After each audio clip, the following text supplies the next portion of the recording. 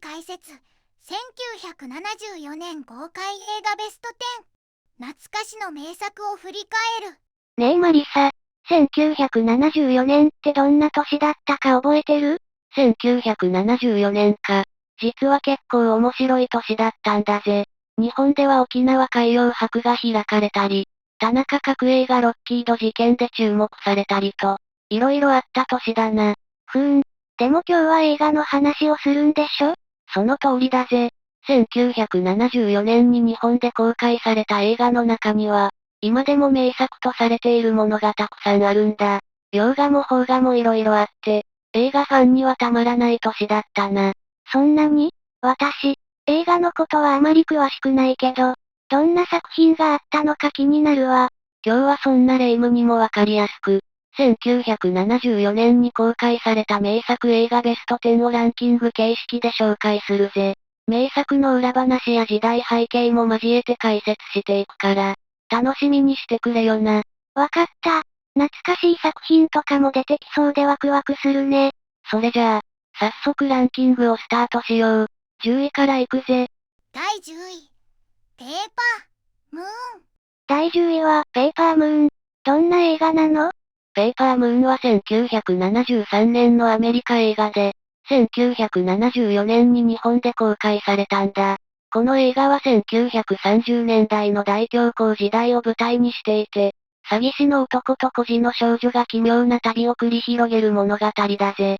詐欺師と孤児の少女？どんな関係なの？主人公のモーゼは、たまたま知り合った少女アディと一緒に旅をすることになるんだ。二人の間には血のつながりはないんだけど、アディはモーゼの言動からこの人が私のお父さんかもしれないと思い始める。そこから奇妙でちょっと感動的な関係が生まれるんだぜ。なんだか面白そう。どんなところが魅力なの？この映画の最大の魅力は、モノクロ映像と独特の雰囲気だな。それが1930年代のアメリカをリアルに感じさせてくれるんだ。それに、主演のライアン・オニールと実の娘テイタム・オニールの演技も見どころだぜ。テイタムはこの映画でアカデミー賞の最年少助演女優賞を受賞したんだ。親子で主演なんてすごいね。やっぱりその関係が映画に深みを与えてるのかな。その通り。それに詐欺師モーゼの巧妙な手口もユーモラスで、シリアスな場面と笑える場面のバランスが絶妙なんだ。この映画を見れば、心がじんわりと温かくなるぜ。なるほど。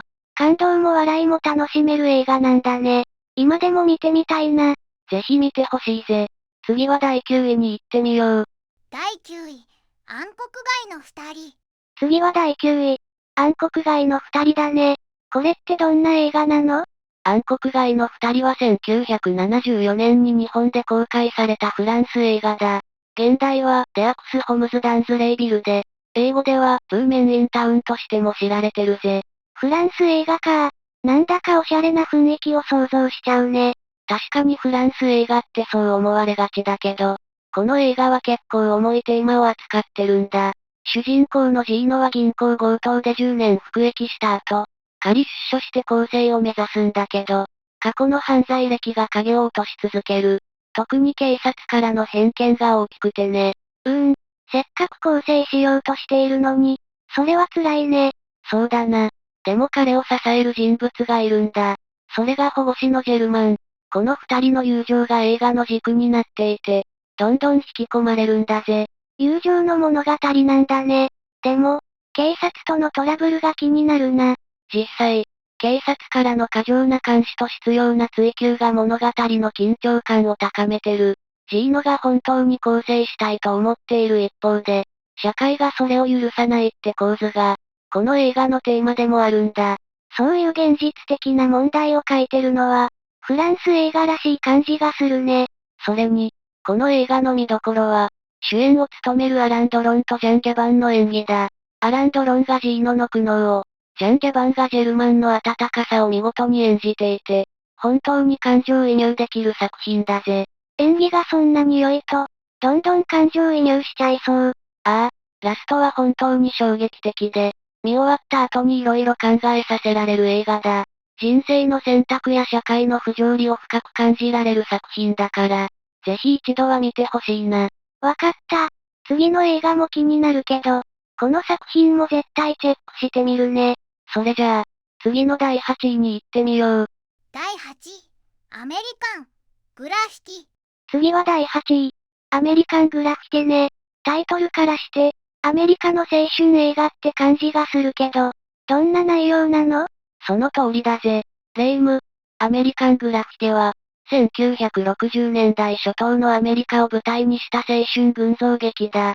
ジョージ・ルーカスが監督していて、彼の反自伝的な内容になってるんだ。ジョージ・ルーカスって、スター・ウォーズの監督でしょ？そんな人が青春映画を撮ってたなんて知らなかった。そうなんだ。この映画はルーカスが自身の青春時代をベースにしていて、車文化やロックンロールが盛んだった時代の若者たちをリアルに描いてるんだぜ。車文化？どういう感じなの？この映画では、車が重要なテーマになってるんだ。若者たちが夜の街をクルージングしたり、ストリートレースをしたりするシーンがたくさん出てくる。それが彼らの自由や冒険の象徴なんだ。なるほど。青春といえばやっぱり自由と冒険ってイメージがあるよね。そうそう。それに、この映画の見どころはキャラクターたちそれぞれのストーリーだ。大学進学を迷う少年、恋愛に悩む少年、やんちゃな不良少年など、個性豊かなキャラクターが織りなす一夜のドラマが展開されるんだぜ。それは共感できる部分が多そうね。どのキャラクターも自分の青春時代を思い出させてくれそう。それに、この映画のサウンドトラックが最高なんだ。当時のヒット曲がふんだんに使われていて、音楽好きならそれだけでも楽しめるぜ。音楽も映画の魅力の一つだよね。見てるだけで時代の空気を感じられそう。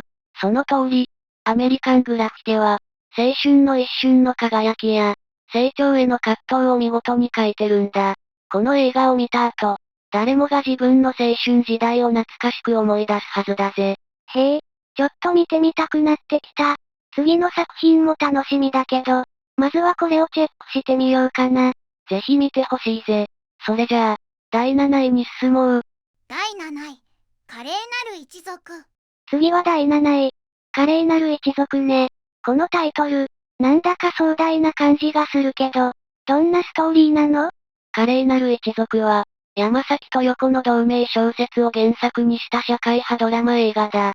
物語は、華麗なる刑罰を張り巡らす満票一族を舞台に、関西財界の大物である満票大輔を中心に展開する、一族の栄光と破滅、そして父と息子の対立が書かれた濃厚な人間ドラマだぜ。関西財界って聞くだけでスケールが大きそうだけど、どんなテーマを扱ってるの？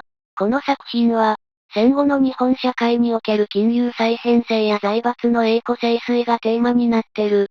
特に、主人公の満票大輔が銀行の合併を通じて権力を握ろうとする姿勢と、理想を追求する長男哲平との葛藤が物語の核だ。なるほど。親子の対立がストーリーの中心なんだね。でも哲平はどんな人物なの？哲平は、阪神特殊鋼という鉄鋼会社の専務で、独自の航路建設計画を進めている理想主義者だ。彼は父親である大輔に融資を求めるんだけど、大輔は冷たく突き放す。しかも大輔は、哲平が自分の実子ではないと思い込んでいるんだ。それってすごい複雑な親子関係だね。でも哲平が本当は実の息子なんじゃないの？そうなんだ。それが皮肉なことに、哲平が自ら命を絶った後に判明するんだ。大輔の冷徹な決断が、家族の破滅を招いてしまうという悲劇的な展開だぜ。すごく深いテーマだね。映画版ではどんな特徴があるの？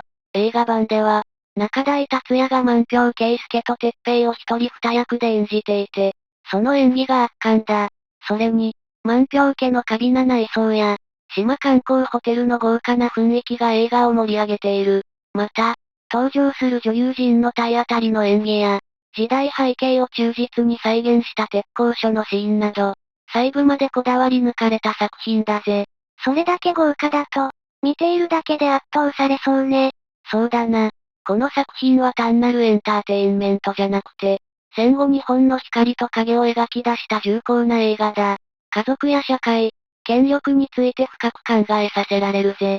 ちょっと重そうだけど見てみたくなったよ。ぜひ見てほしい。それじゃあ、次の第6位に進もうか。第6位、華麗なるギャツビー。第6位は、華麗なるギャツビーね。このタイトル、なんだかロマンチックな感じがするけど、どんなお話なの？華麗なるギャツビーは、F. スコット・フィッツジェラルドの小説を原作にした映画で、1974年に公開された作品だぜ。1920年代のアメリカ、いわゆる狂乱の時代を舞台にしていて、社会の階層や恋愛、野望をテーマにしているんだ。1920年代って、確かアメリカが経済的に大きく発展してた時代よね？その通り、禁酒法時代で、富を持つ者と持たざる者の格差が広がっていた時期だ。この映画では、そういった背景の中での一人の男、J. ギャツビーの生き様が書かれている。J. ギャツビーってどんな人物なの？ギャツビーは巨額の富を築いた謎めいた男なんだ。でも彼が富を得た本当の理由は、失った恋人デイジーを取り戻したい一心だったんだよ。彼は毎晩豪華なパーティーを開いて、そのどこかでデイジーが現れることを願っているんだ。それってすごく切ないね。でも、彼女とはどうなるの？そこがこの物語の悲劇的な部分なんだ。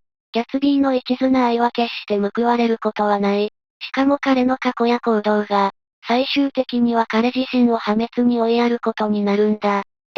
それってかなり悲しい結末ね。でも、映画としてはどんなところが魅力なの？一番の見どころは、ロバート・レッドフォードが演じるギャツビーの演技だ。彼の上品さと内に秘めた情熱が本当に素晴らしいんだぜ。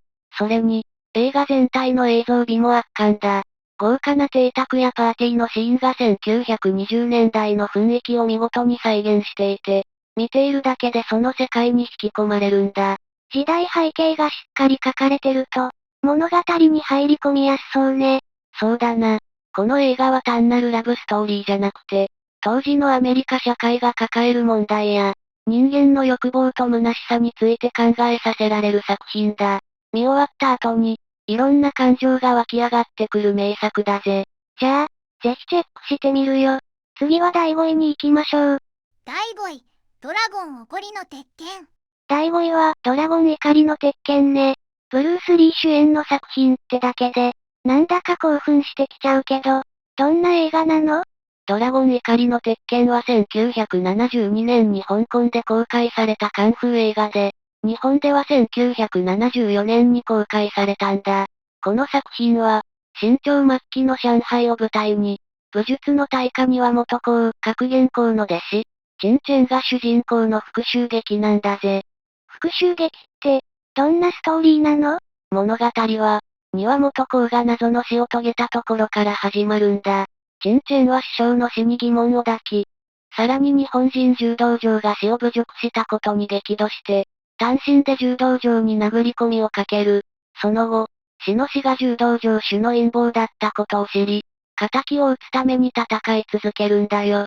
それってすごい緊張感のある展開ね。でも、チンチェンはどうなるの？チンマコトは最後に敵のボスを倒すんだけど、上海を支配する日本の官憲から指名手配されてしまう。そして、聖武士官の存続と引き換えにチンチェンは犠牲となる運命を迎えるんだ。でもラストシーンは印象的で、チンチェンが官憲に向かって突進するところでストップモーションになるんだぜ。ストップモーション？どうしてそんな演出になったの？その理由にはいくつかの説があるんだ。一つは、監督のローウェイがチンチェンを逃したいと考えていたけど、ブルース・リーが何人も殺している人物を生かすのはおかしいと主張して、死の直前の演出になったというもの。もう一つは、逆にブルース・リーが英雄が殺されるのはおかしいとクレームを入れて、ラストが妥協案になったという説もある。ラストシーンだけでも、すごいドラマがあったんだね。それだけじゃないぜ。この映画は日本での公開が危ぶまれたんだ。日本人が悪役として描かれているからね。でも、燃えよドラゴンやドラゴン危機一発が大ヒットして、ブルース・リー人気が高まってたおかげで、彼の一周期にあたる1974年7月20日に公開されたんだ。そんな背景があったんだ。でも、結果的には日本でもヒットしたんだよね。ああ、配給収入は6億円で、1974年の洋画部門第4位にランクインしたんだ。ブルース・リーの人気と、この映画の強烈なアクションが観客を魅了したんだぜ。ブルース・リーのアクションと、その裏にある深いストーリーが魅力なんだね。これは絶対に見ておかないと。その通り、この映画を見れば、ブルース・リーがなぜ今も伝説とされるのかがわかるはずだ。それじゃあ、次の第4位に行ってみよう。第4位、パピヨン。第4位は、パピヨンね。タイトルがすごく印象的だけど、どんな映画なの？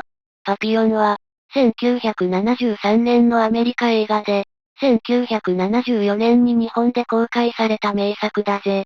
スティーブ・マックイーンとダスティン・ホフマンが主演していて、フランスの作家アンリ・シャリエールの自伝的小説が原作になってるんだ。自伝的小説ってことは、実話に基づいてるの？そうなんだ。物語は1930年代のフランス領ギアナを舞台に、無実の罪で投獄された男アンリ・シャリエール、通称パピヨンが主人公だ。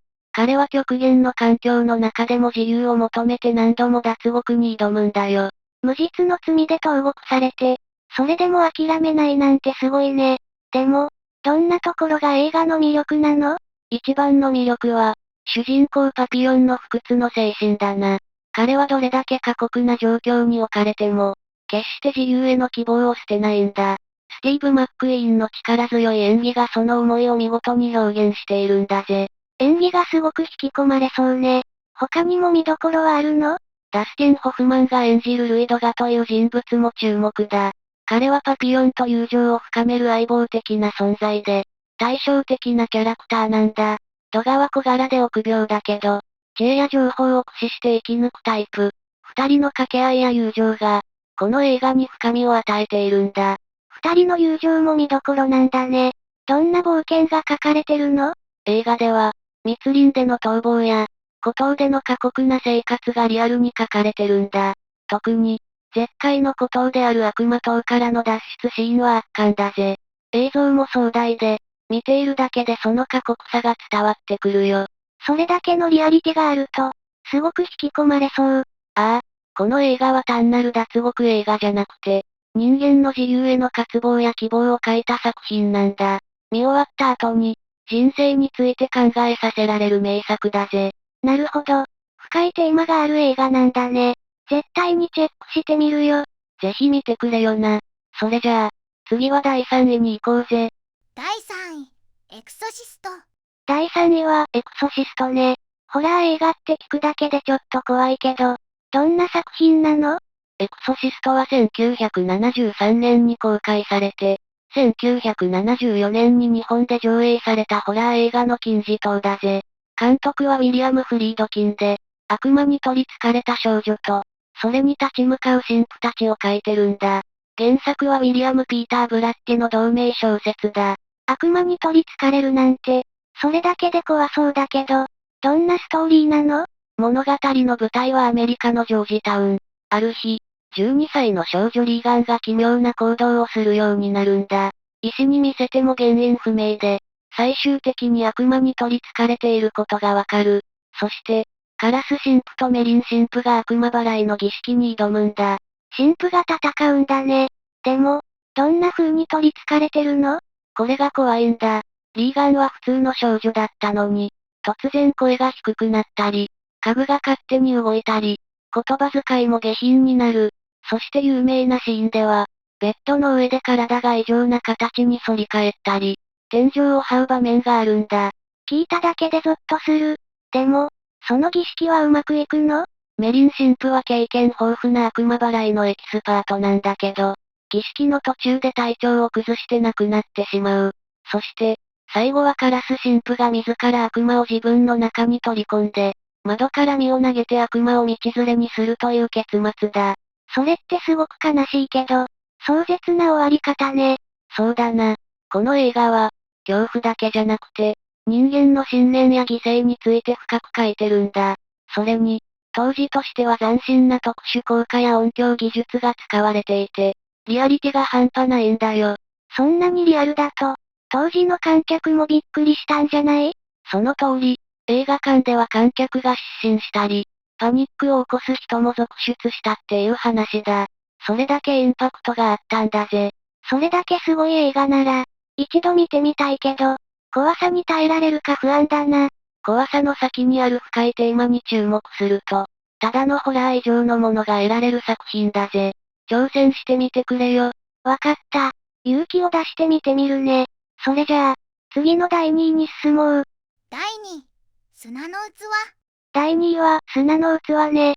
タイトルからして、なんだか意味深な感じがするけど、どんな映画なの？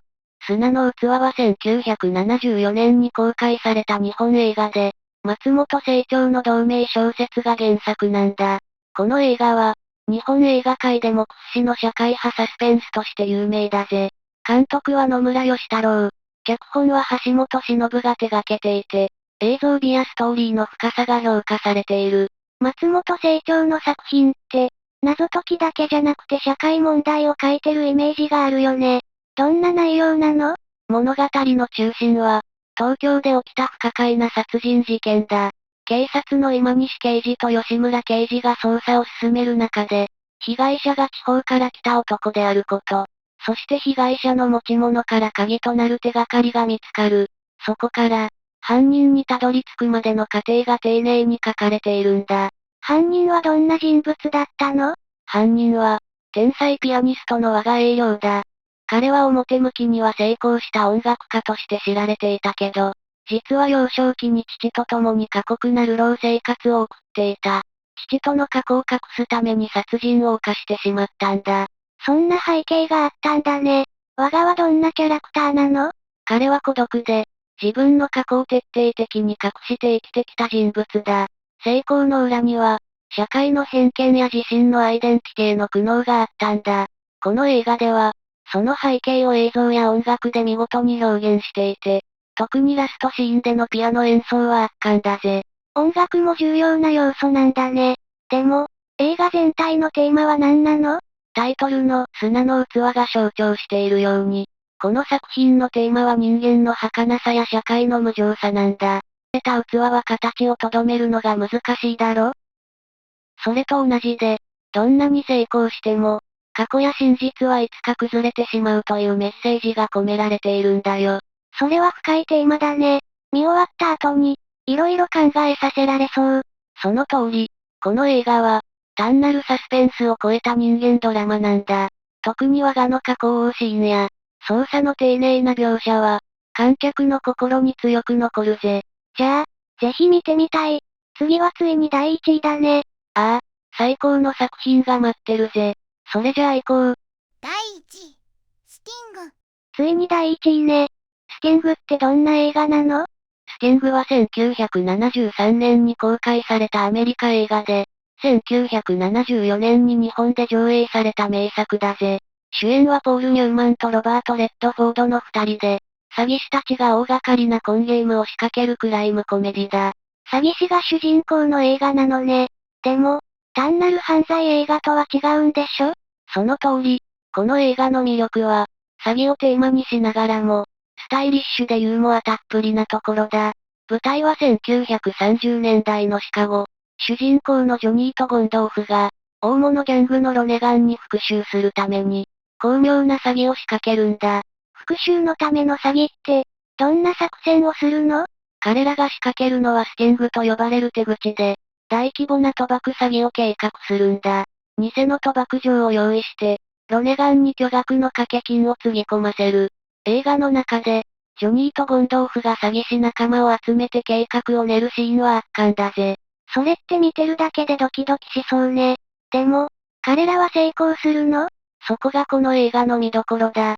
計画が順調に進むように見えて、途中で警察や裏切り者が絡んできてハラハラする展開になる。でも、最後は巧妙に仕組まれたどんでん返しで、観客を驚かせてくれるんだよ。どんでん返し？それは気になるね。でも、映画全体の雰囲気はどんな感じなの？映画全体がとにかくおしゃれなんだ。1930年代のレトロな雰囲気が、衣装やセット、音楽にまでしっかり再現されている。特に、スコット・ジョプリンのエンターテイナーを使ったテーマ曲が有名で、映画の軽快な雰囲気を引き立てているぜ。それならストーリーだけじゃなくて、ビジュアルや音楽でも楽しめそうね。そうだな。スティングはアカデミー賞で作品賞を含む7部門を受賞していて、映画史に残る名作だと言える。この映画を見れば、エンターテインメントとしての映画の可能性を改めて感じられるはずだぜ。それは絶対に見ておかないと、ランキング1位にふさわしい作品だね。その通り、見終わった後はきっと、映画って本当に素晴らしいものだって実感するはずだ。それじゃあ、今回のランキングもこれで締めだぜ。総評またはまとめ。これで1974年に日本で公開された映画ランキングも終わりね。なんだか、どの作品も名作ばかりで圧倒されちゃったよ。だろ ?1974 年って、映画界にとっても特別な年だったんだ。国内外問わず、どのジャンルも高品質な作品が次々と公開されたんだぜ。そうだね。それに、単なるエンターテインメントだけじゃなくて、人間ドラマや社会問題を書いた深い作品も多かったよね。その通り、例えば、砂の器は人間の儚さや社会の無情さを書いていたし、スティングは詐欺というテーマをユーモアとスタイリッシュに仕上げていた。ジャンルは違っても、どの作品も映画としての完成度が高いんだよ。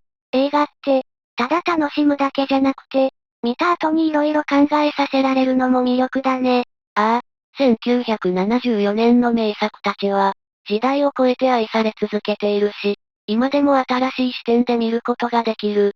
だから、どれも見ておいて損はないぜ。そうだね。